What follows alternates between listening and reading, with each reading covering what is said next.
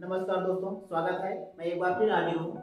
आज मैं एक नया वीडियो लेके आया हूँ इंग्लिश का कक्षा 10 का, जो एग्जाम में उसमें पूछा जाता है पेपर में, पैराग्राफ से रिलेटेड है। ऐसे एक आपको क्वेश्चन देगा, हिंदी का पैराग्राफ कहेगा, इसको इंग्लिश में ट्रांसलेट करिए। इंग्लिश में ट्रांसलेट करिए। लगभग 5 नंबर का क्वेश्चन पूछता है और बहुत ही आसान होता है। पैराग्राफ को करने के लिए आपको बस ग्रामर मजबूत होना चाहिए, जैसे टेंस और पार्ट्स ऑफ स्पीच। यदि ये दो आपका मजबूत है, यानी आपको अच्छी जानकारी है, तो आप पैराग्राफ को जो हिंदी में है उसको इंग्लिश में ट्रांसलेट कर सकते हैं। आइए देखते हैं कैसे ट्रांसलेट होगा इंग्लिश से हिंदी से इंग्लिश में। तो यूपी बोर्ड का है कक्षा 10 का, एक क्वेश्चन जरूर पूछता है, बहुत ही ज्यादा नंबर का पूछता है, बहुत ही सरल होता है। देखिए क्या कह रहे हैं, कह रहे हैं प्रयागराज एक प्रसिद्ध नगर है। प्रयागराज एक प्रसिद्ध नगर है। तो सबसे पहले आप इसमें पहचानिए कि सेंटेंस हमारा किस टेंस में है, प्रेजेंट में है कि पास्ट में है, फ्यूचर में है। तो प्रयागराज एक प्रसिद्ध नगर है। अब है से पता चल गया कि हमारा कौन सा टेंस है, प्रेजेंट टेंस है। प्रेजेंट टेंस में अब आपको देखना है कि कौन सा टेंस है। देखिए प्रयागराज एक प्रसिद्ध नगर है, प्रेजेंट हो गया। अब नगर अगर वर्ब के स्थान पे, हमने लिखवाया था आपको ट्रांसलेट टेंस पढ़ाते वक्त, अगर मेन वर्ब के स्थान पर नाउन या एडजेक्टिव आता है तो क्या होता है, मेन वर्ब में आईएनजी नहीं लगता है। तो देखिए इसका ट्रांसलेट कैसे होगा। प्रयागराज एक प्रसिद्ध नगर है, तो सब्जेक्ट क्या है इसमें, प्रयागराज। तो लिखेंगे प्रयागराज।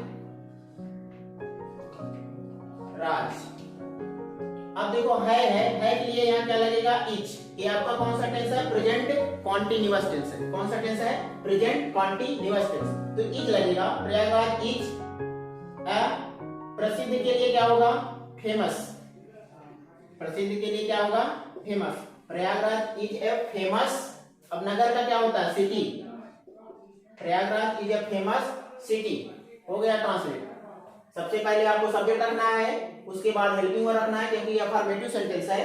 तो प्रयागराज इज, अब बाकी प्रसिद्ध नगर तो क्या होगा, a famous city. Full stop लगाइए। अब अगला सेंटेंस, इसका एक गौरवशाली इतिहास है।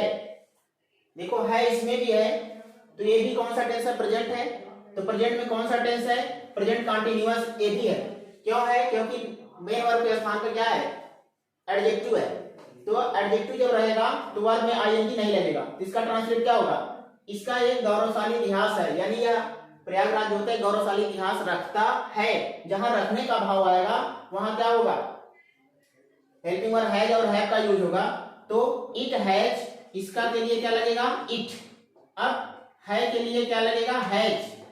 प्रयागराज इसका एक गौरवशाली इतिहास, यानी यह एक गौरवशाली इतिहास रखता है। तो इट हैज अ गौरव। गौरवशाली का क्या होगा,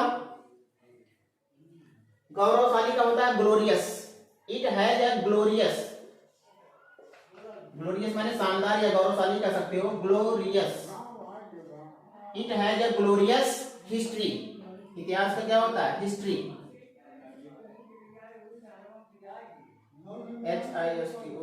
history. It has a glorious history. आपको वर्ड पावर मजबूत करना है, बाकी सब टेंस के हिसाब से हो रहा है। टेंस आपको याद रखना, वर्ड पावर और बाकी पार्ट्स ऑफ स्पीच। इतना अगर आपको मजबूत है तो आप कर लेंगे। आइए देखते हैं, it has a glorious history, यह एक गौरवशाली इतिहास है ना। यहाँ गंगा और यमुना का संगम है। यहाँ गंगा और यमुना का संगम है। देखिए सब प्रेजेंट में है। अब प्रेजेंट में कौन सा टेंस है ये पहचानना है आपको। तो यहाँ गंगा और यमुना का संगम है, तो यहाँ के लिए क्या होगा, इटे रहेगा। इट भी रख सकते हो ना, इट। यहाँ गंगा और यमुना का क्या है, संगम है। इट इज, यहाँ का क्या होगा, यहाँ इट होगा। It is. और संगम का क्या होता है, संगम की मीनिंग होता है आपका क्या, confluence. It is a confluence. It is the confluence. Confluence का मतलब होता है संगम। It is the confluence of, किसका किसका संगम, गंगा और यमुना का। It is the confluence of Ganga Ganga and Yamuna, Ganga and Yamuna, ये हो गया। यहाँ गंगा और यमुना का संगम का क्या होगा? इट इज द कॉन्फ्लुएंस, माने यह संगम है ऑफ गंगा एंड यमुना, गंगा और यमुना का। अब आगे फुल स्टॉप लगा दीजिए। अब क्या दिया है? यहाँ उत्तर प्रदेश का उच्च न्यायालय है, यहाँ उत्तर प्रदेश का उच्च न्यायालय है। तो यहाँ क्या होगा? यहाँ के लिए इट फिर लगाना है, इट। अब देखिए यहाँ उत्तर प्रदेश का उच्च न्यायालय है, यहाँ रखने का भाव आ रहा है, तो यहाँ इज नहीं लगेगा, यहाँ क्या लगेगा? हैज। जिस सेंटेंस में अगर रखने का भाव आता है, अगर वो प्रेजेंट पर आता है, तो वहां क्या लगता है? हैज है।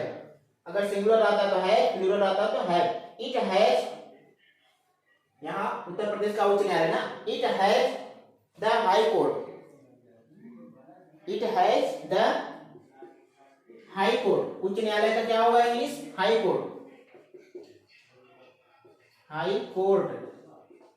It has the high court of Uttar Pradesh, of Uttar Pradesh, Uttar Pradesh. It has the high court of the Uttar Pradesh, यहाँ उत्तर प्रदेश का उच्च न्यायालय है। अब आगे क्या दिया है? Full stop. इसके बाद यह एक स्वच्छ सुंदर नगर है, यह एक स्वच्छ सुंदर नगर है। अब देखिए यहाँ तो रखने का भाव नहीं आ रहा, लेकिन प्रेजेंट टेंस है, इसलिए अगर सिंगुलर है तो क्या लगेगा? इज लगेगा। It is, it is a, सुंदर का, स्वच्छ और सुंदर का क्या? Clean and beautiful city. It is a clean,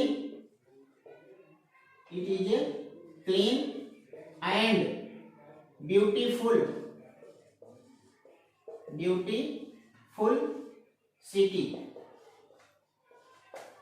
it is a clean and beautiful city. तो ये हो गया आपका क्या? इस हिंदी का इंग्लिश ट्रांसलेशन। बहुत ही आसान है, बहुत ही आसान है। बस आपको वर्ड पावर का ज्ञान होना चाहिए और टेंस का ज्ञान होना चाहिए। वर्ड पावर अगर आपके पास है और टेंस है तो आप आराम से सेंटेंस बना सकते हो हिंदी का इंग्लिश। जैसे आप ट्रांसलेशन करते हो वैसे इसी का ट्रांसलेशन करना है। तो उम्मीद करते हैं आपको समझ में आया होगा। यदि नहीं समझ में आया होगा तो आप कमेंट के माध्यम से मुझे बता सकते हैं। मैं इसी से रिलेटेड एक दो वीडियो और डालूंगा अगले वीडियो में। तो आज के लिए इतना ही, धन्यवाद।